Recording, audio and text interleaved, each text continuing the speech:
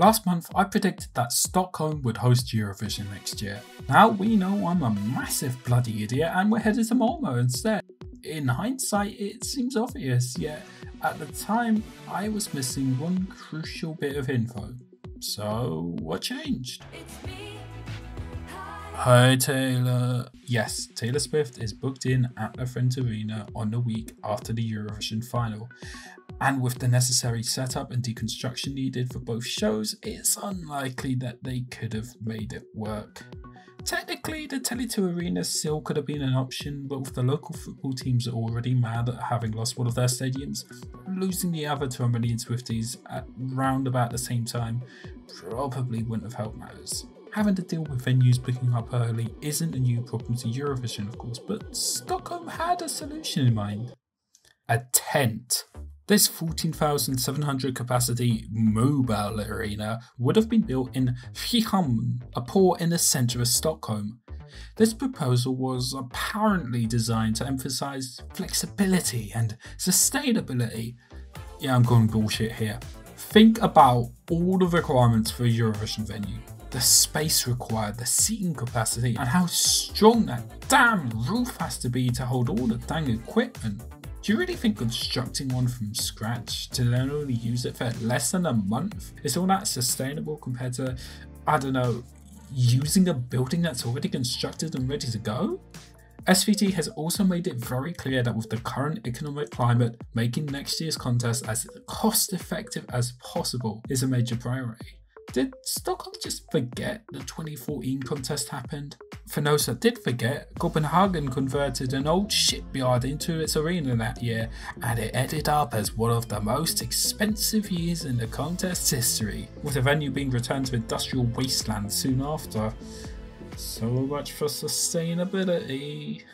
With Globen closed and the two football stadiums already in use, it seems pretty clear that the whole tent idea was just the city trying to save face and not end up without a bid.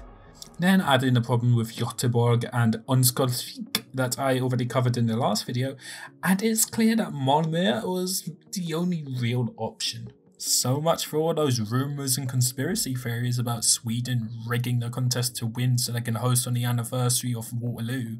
You'd think they'd at least check that ABBA wanted to do it and that they had more than one option for a venue beforehand, but what do I know? It'll be interesting to see how their hosting this time will compare to a decade ago. Back then they were following on from the likes of Oslo, Moscow, Dusseldorf and Baku.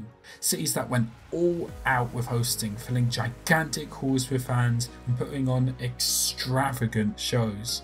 Picking Malmö over the more obvious Stockholm venues felt like a deliberate choice by SVT to scale the contest back and keep costs in check. Since then, recent Eurovisions feel like they've found that balance, with most being held in 20,000 capacity venues and Liverpool this year picking a venue of half that size. In many ways, picking Liverpool over bigger cities and venues was a great move, creating a fantastic, intimate atmosphere for fans.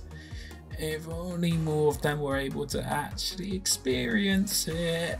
With Eurovision getting bigger every year and demand increasingly outstripping supply, I think a lot of fans were hoping for a big city and venue next year. That said, Malmö is still more than capable of hosting. They've added a bunch to their hotel capacity since 2013 and they've got Copenhagen right across the water to soak up the demand. Malmö Arena in particular more than proved its worth as a venue last time it hosted, and the team at SVT will be super familiar with the arena and how to make the most of it. We might not be getting the big spectacle fans may have been hoping for, but that's okay. Sweden wanted a smaller, more sustainable contest, and Malmö would make that easier to achieve. Besides, SVT knows how to put on a polished, entertaining show regardless of where they host, and I'm looking forward to it.